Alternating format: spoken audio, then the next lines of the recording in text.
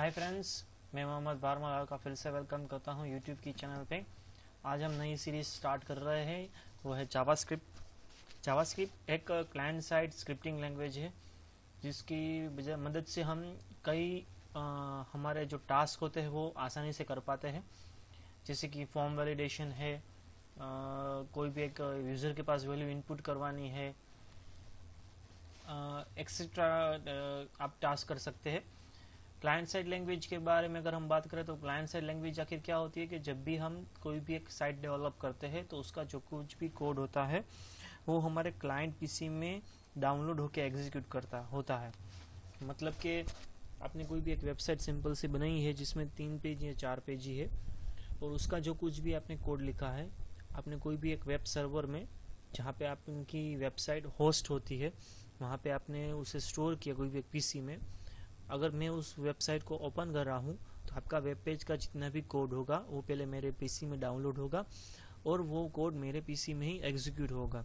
मेरे पीसी में कौन डाउनलोड करेगा और कैसे वो एग्जीक्यूट करेगा, जो हमारा ब्राउज़र होता है उसे वही उस कोड को डाउनलोड करके उसे एग्जीक्यूट करता है।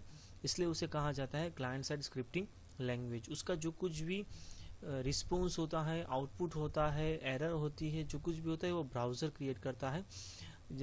ऐसा करने से क्या होता है कि हमारा जो सर्वर लोड होता है वो कम हो जाता है। अगर सभी कोड हमने सर्वर लैंग्वेजेस में बना किया है तो क्या होगा कि सर्वर उसे पहले एग्जीक्यूट करेगा और उसका जो कुछ भी आउटपुट होगा वो हमें रिटर्न करेगा। आउटपुट लैंग्वेजेस कोई भी हो सकती है। अगर आपने सर्वर लैंग्वेजेस में कोड किया है, it can be of HTML, CSS और जो भी हम सीख रहे हैं वो होगी जावास्क्रिप्ट। तो जावास्क्रिप्ट का जो कुछ भी कोड होगा वो पहले एक सर्वर में से आपके पीसी में ब्राउज़र में डाउनलोड होकर वो ब्राउज़र उससे एग्जीक्यूट करेगा। एक सिंपल सी बात हम याद रखेंगे। स्टार्ट करते हैं। जावास्क्रिप्ट को अगर हमें स्टार्ट करना है तो जैसे HTML में सबसे पहले हम टैग लिखते हैं HTML टैग, तो ठीक वैसे ही यहाँ पे हमें सबसे पहले एक टैग लिखना होगा स्क्रिप्ट। तो स्क्रिप्ट टैग हम लिख रहे हैं।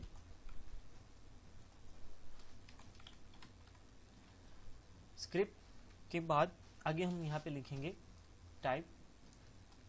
तो यहाँ पे आ जाता है टेक्स्टलेस जावास्क्रिप्ट। जो दूसरी क्लाइंट साइड लैंग्वेज है वह है विजुअल बेसिक्स, और उसे VB स्क्रिप्ट जैसे भी जाना जाता है। वो ज़्यादातर इस्तेमाल नहीं हो रही है, मतलब आप ये भी कह सकते हैं कि वो इस्तेमाल होती ही नहीं है, क्योंकि वो एक जितनी फंक्शनलिटी जावास्क्रिप्ट हमें प्रोवाइड करता है उतनी हमें विजुअल बेसिक में नहीं मिलती है। यहाँ पे हमें लिखना होता है टेक्स्टलेस जावास्क्रिप्ट, और स्क्रिप्ट टेक भी कंप्लीट करने के बाद बीच में यहाँ कुछ भी आप जावास्क्रिप्ट का कोड लिख सकते हैं। ये मेथड 1 है to start with the JavaScript. जो दूसरी मेथड है, फिर से स्क्रिप्ट टेक लिखेंगे और यहाँ पे हम लिखेंगे लैंग्वेज, और यहाँ पे आप लिख सकते हैं जावास्क्रिप्ट। ये ऐसे भी लिख सकते हैं। ये जो मेथड है अब डेप्रिसिएटेड हो गई है, कहीं भी इस्तेमाल नहीं होती है, तो ये बेटर है आप कहीं भी इसका इस्तेमाल नहीं कीजिए। पुरानी किताब अगर आपके पास है तो आप इसमें उस किताब में ऐसी सिंटैक्स देख पाएंगे, लेकिन आपके पास कोई नई किताब है, नए रेफरेंस आप रेफर कर रहे हैं, नए रिसोर्सेज आप रेफर कर रहे हैं, तो उसमें आपको ये सिंटैक्स कहीं भी नहीं दिखाई देगी। जो मैंने फर्स्ट सिंटैक्स ऑलरेडी लिखी है वो आप देख पाएंगे कहीं बुक्स में।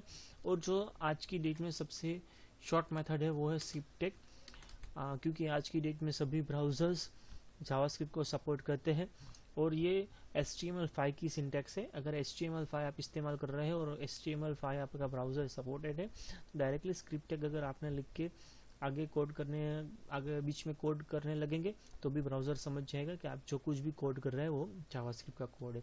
तो ये 2 मेथड है, आप 2 में से कोई भी एक मेथड प्रीफर कर सकते हैं। अब स्क्रिप्ट टेक आके लिखना है तो कहाँ पे लिखना है, तो सबसे पहले एक HTML का सिंपल स्ट्रक्चर मैं बनाता हूँ। यहाँ पे HTML टैग लिखा, बाद में यहाँ पे हम लिखते हैं हेड टैग। हेड टैग में आगे हम लिखते हैं टाइटल,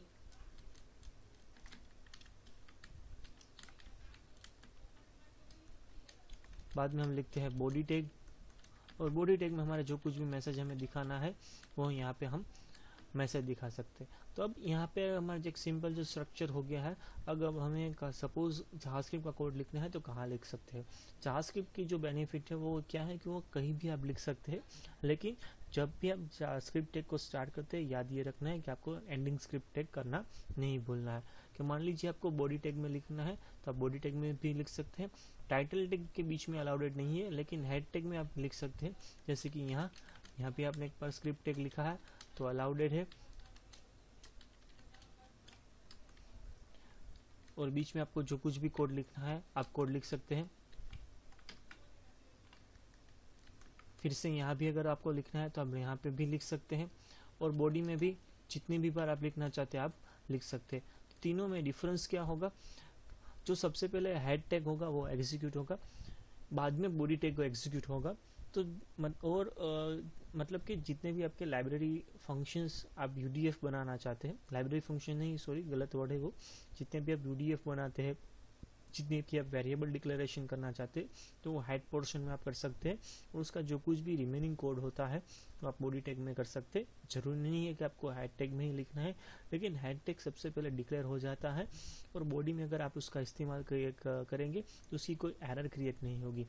एरर क्यों क्रिएट नहीं होगी, क्योंकि जावास्क्रिप्ट वो वर्कआउट करता है, वो एज अ इंटरप्रेटर वर्कआउट करता है, वो कंपाइलर नहीं है। सी लैंग्वेज में क्या होता है, कंपाइलर होता है। सी लैंग्वेज में जब भी आप कोड को एग्जीक्यूट करवाते हैं कंट्रोल F9 प्रेस करके, तो सी लैंग्वेज पहला पूरा का पूरा कोड पढ़ लेता है, तो जितनी भी एरर होती है वो साथ में दिखा देता है। जावास्क्रिप्ट ऐसा नहीं करता है।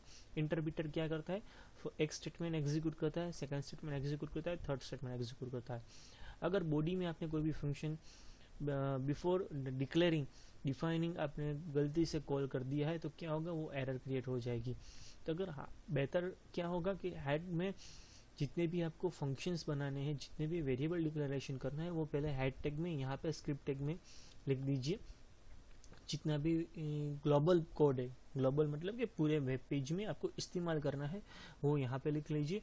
और जितना भी पर्टिकुलर ब्लॉकिंग होता है, छोटे छोटे जो कोड्स आप लिखना चाहते हैं, कोई भी एक सिंपल मैसेज दिखाना है, कलर चेंज करना है, छोटा सा वैलिडेशन करना है, ये वो छोटा छोटा कोड आप एज पर योर रिक्वायरमेंट जितनी भी बार स्क्रिप्ट टैग स्टार्ट करके, जितनी भी बार स्क्रिप्ट टैग ओवर करके यहाँ पे बॉडी में कर सकते हैं। हेड टैग में बेहतर ये होगा कि आप एक ही बार स्क्रिप्ट टैग को स्टार्ट कीजिए और एक ही बार उसे कंप्लीट कीजिए। बॉडी में जितने भी आप एज पर योर रिक्वायरमेंट करना चाहते हैं कर सकते हैं। अब साथ ही साथ इस वीडियो में हम डिस्कस करेंगे कि अगर आपको कोई भी एक यूज़र को सिंपल मैसेज दिखाना है तो कैसे दिखाएंगे।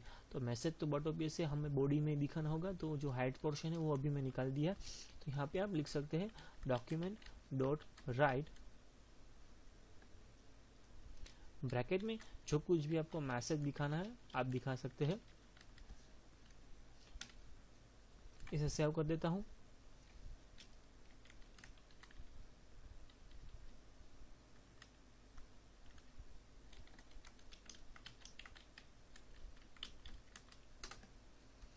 इसे रन कर देते हैं।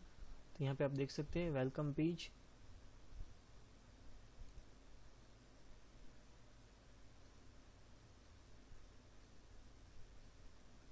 राइट का स्पेलिंग मैंने गलत लिखा है। फिर से रन करते हैं। यहाँ पे आप देख सकते हैं वेलकम जावास्क्रिप्ट। अब जो कुछ भी प्रॉब्लम है जावास्क्रिप्ट में वो क्या है कि जावास्क्रिप्ट कोई भी एरर एज पर यो सी लैंग्वेज दिखाता नहीं है। मतलब कि आपने क्या गलती है वो सभी एरर नहीं दिखाता है, वो बहुत कम एरर डिस्प्ले होती है। अगर आपने एरर में कोई भी गलती की है तो वो पूरा का पूरा आउटपुट पेज वाइट पेज हो जाएगा, ब्लैंक, आगे का कुछ एग्जीक्यूट नहीं होगा। तो इस वीडियो में यहाँ तक ही रखते हैं, डॉक्यूमेंट डॉट राइट तक ही। आगे की जो कुछ भी एरर की बात है, वेरिएबल्स की बात होती है, वो आगे के नेक्स्ट वीडियो में हम डिस्कस करेंगे। लेकिन स्क्रिप्ट टैग से आप डायरेक्टली स्टार्ट कर सकते हैं, या फिर दूसरी मैंने सिंटेक्स बताई, स्क्रिप्ट टाइप टैग्सलेस जावास्क्रिप्ट, आप ऐसा भी लिख सकते हैं। इस वीडियो में सिर्फ नहीं, वीडियो पूरा देखने के लिए आपका बहुत बहुत धन्यवाद।